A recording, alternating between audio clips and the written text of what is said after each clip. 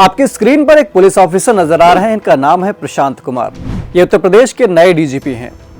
DGP नहीं बल्कि acting DGP, यानी परमानेंट डीजीपी नहीं है। पिछले कुछ सालों से यूपी पुलिस की नैया कार्यवाहक डीजीपी के भरोसे ही चल रही है। यह हालात आपने पिछले दिनों पंजाब में भी देखा होगा। इसके पहले आपने इसे पश्चिम बंगाल में भी एक्टिंग डीजीपी होने की बात आपने सुनी होगी। क्या आपने कभी सोचा कि राज्य सरकारें परमानेंट डीजीपी क्यों नहीं अपॉइंट करती हैं? जब राज्य का एक पुलिस प्रमुख होना ही है, एक मुखिया होना ही है, तो ये कार्यवाहक क्यों होता है? इसके पीछे का डायनामिक्स क्या है, जानेंगे पूरी बात। चलिए थोड़ा शुरुआत से शुरू करते हैं। नमस्ते, मेरा नाम है केसरी और आप देख रहे हैं ध्येय टीवी और आप सभी का बहुत बहुत स्वागत है। राज्यों के पुलिस विभाग के मुखिया यानी डीजीपी का पूरा नाम होता है डायरेक्टर जनरल ऑफ पुलिस। इसे हिंदी में पुलिस महानिदेशक कहा जाता है। ये राज्य में पुलिस विभाग का सबसे बड़ा अधिकारी होता है। डीजीपी एक आईपीएस रैंक का ऑफिसर होता है। इसके कामों की बात करें तो राज्य की कानून व्यवस्था और सुरक्षा व्यवस्था बनाए रखना, पुलिस बल का ट्रेनिंग और अनुशासन बनाए रखना, क्राइम को रोकना, अपराधियों की गिरफ्तारी करना, उनके ऊपर इनाम जारी करना, सुरक्षा बलों का यानी पुलिस सिक्योरिटी फोर्सेस का मैनेजमेंट करना, पुलिस विभाग के बजट का मैनेजमेंट करना, ये सारे डीजीपी के काम होते हैं। डीजीपी का अपॉइंटमेंट स्टेट गवर्नमेंट द्वारा किया जाता है। ये राज्य सरकार के अधीन ही काम करता है और ये राज्य सरकार के डायरेक्टिव्स और उसके डायरेक्शन का पालन करता है। अब जरा हम आपको एक दूसरे पॉइंट की ओर लेकर चलते हैं। संघ लोक सेवा आयोग भारत के संविधान द्वारा स्थापित एक कॉन्स्टिट्यूशनल बॉडी है। संविधान के भाग 14 यानी पार्ट 14 के अंतर्गत अनुच्छेद 315 से लेकर 323 में एक संघीय लोक सेवा आयोग और राज्यों के लिए राज्य लोक सेवा आयोग के गठन का प्रोविजन किया गया है। यूपीएससी भारत सरकार के लोक सेवा के ऑफिसर्स यानी पदाधिकारियों की नियुक्ति के लिए परीक्षाएं कराता है। इन्हीं परीक्षाओं के जरिए, इन्हीं एग्जाम्स के जरिए लोग आईएएस और आईपीएस जैसी रेप्यूटेड सर्विसेज में जाते हैं। ध्यान दीजिएगा कि यूपीएससी की भूमिका सिर्फ यहीं तक लिमिटेड नहीं होती। अभी प्रेजेंटली डीजीपी की नियुक्ति भी यूपीएससी की सलाह पर ही की जाती है। यहाँ आपके मन में एक बार फिर से एक सवाल उठ सकता है कि डीजीपी के अपॉइंटमेंट में यूपीएससी का रोल कब और कैसे शुरू हुआ? एक्चुअली पुलिस रिफॉर्म के मकसद से प्रकाश सिंह, जो कि खुद एक डीजीपी रह चुके हैं, इन्होंने साल 1996 में 1996 में सुप्रीम कोर्ट में एक पीआईएल दायर किया। लगभग एक दशक तक ये मामला कोर्ट में चलता रहा और 22 सितंबर 2006 को अदालत ने राज्यों और केंद्र के लिए पुलिस सुधार को लेकर कुछ दिशा निर्देश जारी किए, डायरेक्टिव्स इशू किए गए।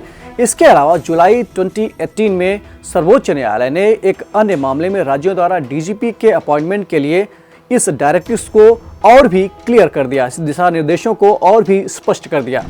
सुप्रीम कोर्ट के डायरेक्शन के मुताबिक अगर किसी राज्य में डीजीपी का पोस्ट खाली होने वाला होता है तो इसके 3 महीने पहले ही संबंधित राज्य सरकार को चाहिए कि वो इसका इंफॉर्मेशन यूपीएससी को दे।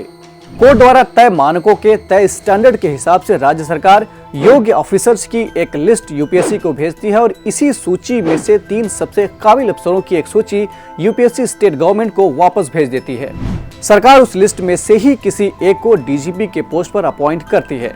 हालांकि कुछ एक्सपर्ट इस अहम प्रशासनिक पद पर नियुक्ति की प्रक्रिया में एक चुनी हुई सरकार की भूमिका को कम करके यूपीएससी जैसी गैर निर्वाचित यानी नॉन इलेक्टेड बॉडी की भूमिका बढ़ाने को लेकर बहुत पॉजिटिव रिस्पांस इन लोगों का नहीं है। वो इसे बहुत अच्छा नहीं मानते, लेकिन संतुष्टि इस बात की है कि अप्रत्यक्ष तौर पर यानी इनडायरेक्टली फैसले का जो अंतिम अधिकार है वो स्टेट गवर्नमेंट के पास ही है। यानी 3 जो लिस्ट भेजा जाता है यूपीएससी की तरफ से, 3 लोगों का नाम भेजा जाता है, उसी में से एक को स्टेट गवर्नमेंट डीजीपी अपॉइंट करती है, जो ऑलरेडी स्टेट गवर्नमेंट द्वारा ही रिकमेंडेड नामों में से 3 नाम होता है।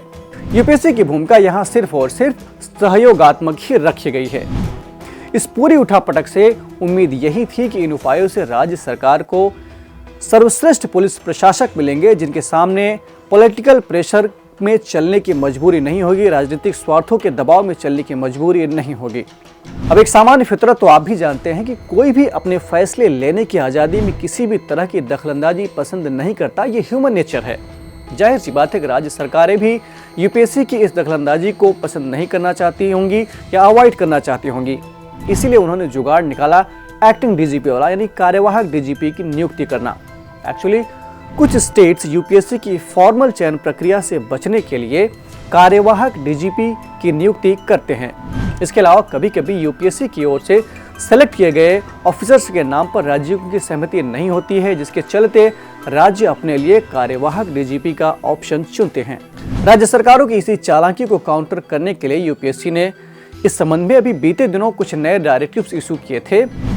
इन दिशा निर्देशों के मुताबिक ऐसे अधिकारी, ऐसे ऑफिसर्स जिनका रिटायरमेंट कम से कम 6 महीने बचा है, उन्हें ही राज्य के पुलिस महानिदेशक यानी डीजीपी के तौर पर अपॉइंट किया जा सकेगा या उनकी नियुक्ति पर विचार किया जाना चाहिए। इसका फायदा ये होगा कि अब राज्य सरकारें अपने सो कॉल्ड जो उनके पसंदीदा ऑफिसर्स हैं उनकी नियुक्ति करके और उनके कार्यकाल को बढ़ा नहीं सकेंगी। इसके अलावा अगर केंद्र सरकार की ओर से ये कहा जाता है कि किसी विशेष आईपीएस ऑफिसर को राज्य के डीजीपी पद के लिए नहीं छोड़ा जा सकता, यानी उसे अपॉइंट नहीं किया जाना चाहिए, तो उस अधिकारी के नाम पर पैनल विचार नहीं करेगा। इस संशोधन के बाद 30 साल के एक्सपीरियंस के अलावा कम से कम 25 साल का अनुभव उस अधिकारी को होना चाहिए, तभी उसे डीजीपी के रूप में अपॉइंट किया जा सकेगा, परमिशन मिलेगा। अगर किसी सीनियर अधिकारी का नाम पैनल में प्रपोजल के तौर पर नहीं भेजा गया है तो उसका कारण भी मेंशन करना होगा। शॉर्टलिस्ट किए गए अधिकारियों की संख्या 3 से ज्यादा नहीं हो सकती, लेकिन असाधारण परिस्थितियों में यानी रेयर केसेस में 3 से कम अधिकारी हो सकते हैं। एक आईपीएस अधिकारी के पास पुलिसिंग के विभिन्न क्षेत्रों जैसे कि कानून और व्यवस्था, लॉ एंड ऑर्डर, अपराध जांच, खुफिया में लगभग 10 साल का अनुभव होना चाहिए, जिसके बाद ही उसके नाम पर डीजीपी पद के लिए विचार किया जाना चाहिए। एक बात हम सबको यहाँ समझने की जरूरत है कि आखिर कार्यवाहक डीजीपी को लेकर हमें सोचने की जरूरत क्यों है। अगर एक्टिंग डीजीपी से ही हमारा काम चल रहा है तो चलने देते हैं। एक्चुअली एक्टिंग डीजीपी होने की वजह से कुछ प्रॉब्लम्स आती हैं। हम जरा उन प्रॉब्लम्स पे एक एक करके नजर डालते हैं। सबसे पहला प्रॉब्लम है इंस्टेबिलिटी, अस्थिरता। एक्चुअली कार्यवाहक डीजीपी का कार्यकाल अनिश्चित होता है, आज है कल नहीं है, कब तक रहेगा कुछ पता नहीं।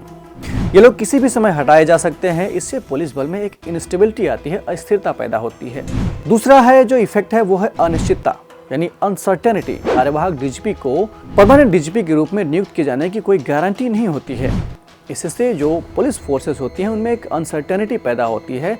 वैसे भी अगर किसी भी संगठन का, किसी भी ऑर्गेनाइजेशन का लीडर अगर परमानेंट नहीं है, आज है कल नहीं है, तो उस संगठन के सदस्य या यहाँ बात करें पर्टिकुलरली पुलिस फोर्सेस की, तो उनका मोरल कहीं न कहीं डाउन होता है। लीडर में विश्वास उतना इफेक्टिव नहीं होता जितना कि होना चाहिए। अगला पॉइंट है पक्षपात यानी बायसनेस। एक्टिंग डीजीपी की नियुक्ति अक्सर राजनीतिक दबाव में होती है, पॉलिटिकल प्रेशर में होती है, हम सभी जानते हैं। इससे पुलिस बल में पक्षपात की संभावना बढ़ जाती है। नेक्स्ट पॉइंट है प्रशासनिक बाधाएं, administrative hurdles. Actually acting DGP को पूर्णकालिक डीजीपी यानी परमानेंट डीजीपी के रूप में मिलने वाले अधिकार और जिम्मेदारियां पूरी नहीं मिलती हैं।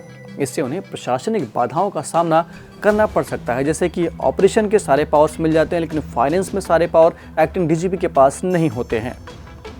ये तो हुई खैर प्रॉब्लम्स की बात। तो यहाँ सवाल उठता है कि इसका सोल्यूशन क्या होना चाहिए। तो सबसे पहला सोल्यूशन तो यही है भैया कि कायदे से जो भी सुप्रीम कोर्ट ने डायरेक्टिव इशू किए हैं उसके मुताबिक परमानेंट डीजीपी अपॉइंट किया जाना चाहिए।